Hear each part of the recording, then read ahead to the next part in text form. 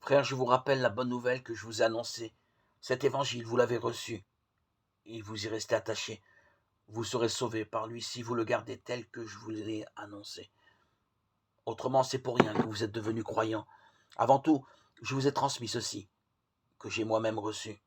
Le Christ est mort pour nos péchés conformément aux Écritures, et il a été mis au tombeau. Il est ressuscité le troisième jour, conformément aux Écritures. Et il est apparu à Pierre, puis aux 12. L'un de vous peut demander, comment les morts ressuscitent-ils? Avec quelle sorte de corps reviennent-ils? Réfléchis donc. Quand tu sèmes une graine, elle ne peut pas donner sa vie sans mourir. D'abord, et tu sèmes pas le corps de la plante qui va pousser. Tu sèmes une graine toute nue, qui va mourir, qui va donner vie, qui va donner du blé ou autre chose. Et Dieu lui donne un corps comme il le veut, à chaque semence, un corps particulier. Il en sera de même quand les morts ressusciteront.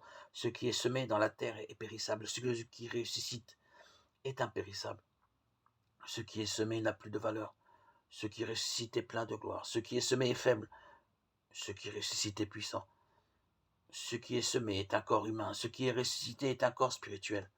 Puisqu'il existe un corps humain, il existe encore un corps spirituel. Chapitre 15, versets 1-5, Épître aux Corinthiens.